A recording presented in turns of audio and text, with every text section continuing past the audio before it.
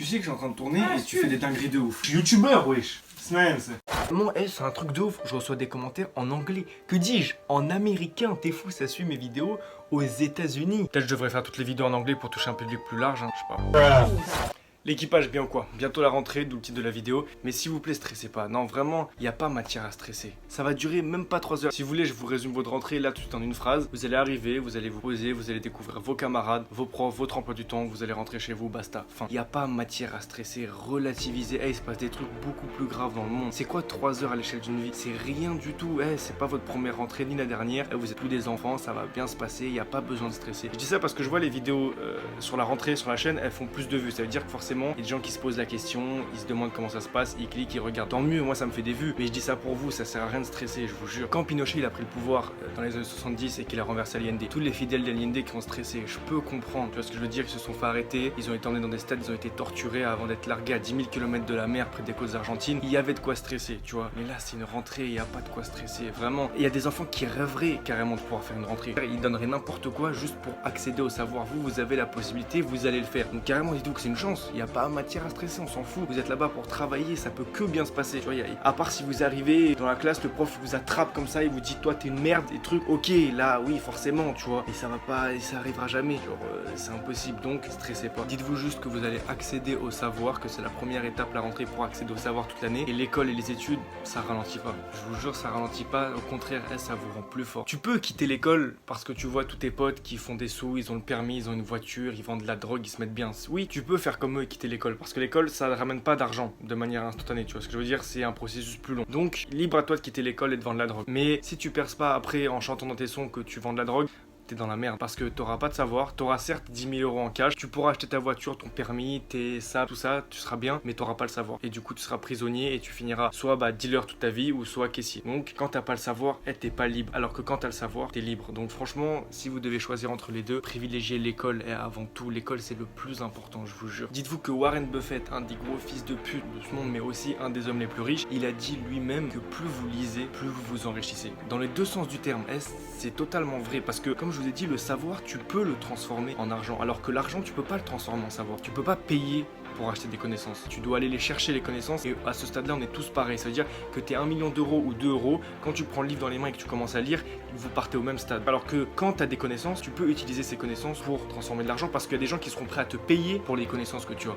Donc l'école, c'est le plus important. L'école et les études, c'est le plus important. Accumuler du savoir, c'est le plus important. Toutes les personnes qui ont entre guillemets réussi, elles ont toutes un point en commun. Elles lisent énormément. Elles lisent toutes. Oprah Winfrey, en France, j'ai pas d'exemple là, mais ils lisent tous énormément. Tous les jours, 30 à 40 heures par semaine, c'est un truc de ouf. Ils lisent parce qu'ils ont compris que le savoir, c'était la chose la plus importante. Et vous avez la chance de pouvoir accéder à ce savoir à travers la rentrée. Donc soyez heureux. La réussite pour moi, elle réside dans un seul et unique point, c'est comment vous utilisez vos temps. C'est ça le plus important. Vous dites-vous que chaque minute qui passe, c'est une minute que vous pourrez plus jamais récupérer de votre vie. Je sais pas si c'est clair comme ça, mais ça peut pas être plus clair en fait. C'est chaque seconde qui passe, c'est une seconde de plus vers la mort. Tu vois ce que je veux dire? C'est certes, c'est un peu déprimant comme ça, mais c'est ça en vrai de vrai. Tu vois, le temps il est pas illimité. Chaque jour qui passe, t'as 24 heures et au bout de ces 24 heures, c'est fini, tu peux pas revenir en arrière. Il y a pas de machine à remonter le temps. Donc est-ce que tu préfères passer ces 24 heures à jouer à Fortnite et à regarder des centaines de posts sur Instagram qui se ressemblent tous de près ou de loin, ou est-ce que tu veux utiliser ce temps pour apprendre, pour lire des choses, pour comprendre comment le monde y fonctionne autour de toi, pour accumuler plus de savoir, pour comprendre comment les algorithmes conditionnent tes choix, comment Snapchat il génère de l'argent, comment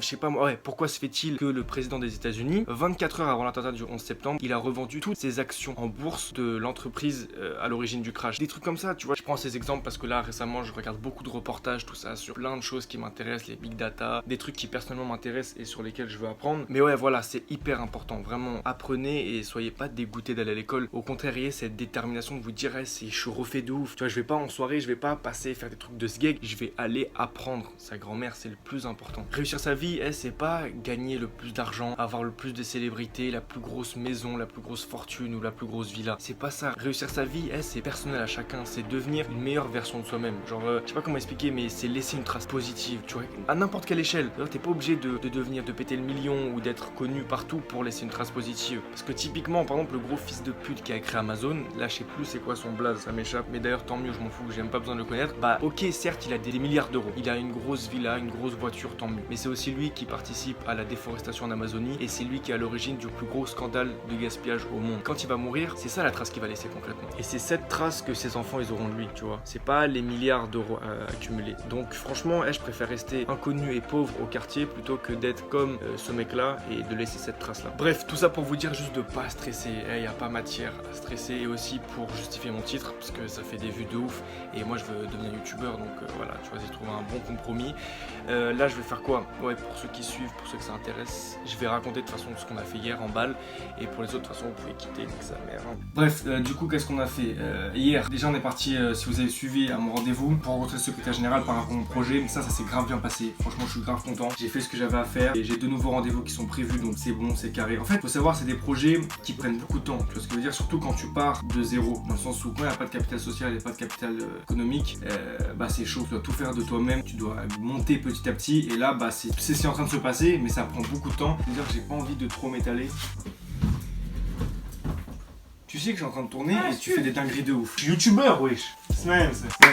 Du coup voilà, de ce point de vue là ça s'est grave bien passé, mais voilà, c'est des projets qui prennent du temps, donc je préfère le passer sous silence de nouveau, avancer tranquillement dans mon coin et vous reprendre quand il y a du nouveau, parce que j'ai pas envie de trop parler, tu vois, ça sert à rien de dire ceci, cela, c'est mieux je travaille en silence et la réussite se chargera du bruit, tu vois, comme j'aime bien dire. Donc bref, tout ce que je peux vous dire c'est que c'est carré, ça a grave avancé, mais les choses se font petit à petit, donc je vous en reparlerai quand j'aurai fini les autres rendez-vous, tout ça. Ensuite qu'est-ce qu'on a fait? On est parti à la salle. En fait non, on est parti à la salle, faut savoir, mais gratuitement. Ça fait un mois je vais à la salle gratuitement, parce qu'en gros faut savoir, le fitness park où on va, il y a une fenêtre qui donne sur le mur.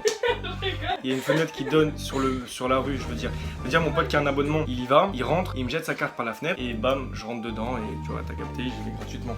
Donc ouais, on a fait ça, ensuite on est parti manger et après je suis rentré tout ça tranquillement. Franchement j'étais fatigué de ouf. Je voulais faire la vidéo hier soir, j'avais commencé, je vous mets un extrait, j'avais commencé à la faire, mais vas-y, j'avais la flemme de ouf. Et tu vois, je me suis dit non, il faut plus d'énergie. De toute façon, il fallait que je retienne tout ce que j'avais à dire, tout ça. En tout cas, merci pour la force. Je vous jure, vous vous rendez pas compte, mais ça fait plaisir de ouf quand tu reçois les commentaires, tout ça. En fait, j'ai l'impression que je fais pas ça pour rien. Parce que je veux dire, je parle vraiment à des gens et c'est lourd de ouf, c'est lourd de ouf. Carrément, je parle avec des collègues youtubeurs. C'est fou. Arthur, si tu regardes la vidéo, ça fait plaisir de ouf. On est ensemble, mon gars. On a parlé, tout ça. Il fait des vidéos comme moi. Tu vois. Après, je pense de toute façon que vous le connaissez déjà. Tu vois, il a 3000 abonnés, mais non, ça fait plaisir de ouf. Tout ça, c'est pas du temps perdu. Voilà, c'est ça que je voulais dire. Je considère que c'est plus du temps perdu, tu vois, moins qu'avant en tout cas. Bref, on se pète le 3 pour la rentrée. De toute façon, je vais faire, je pense, une dernière vidéo travaillée avant la rentrée qui me tient à cœur. Et après, on va pas reprendre les vidéos une par soir. On s'attrape, l'équipe, prenez soin de vous. Restez déterminés. Je vous kiffe, ça fait plaisir.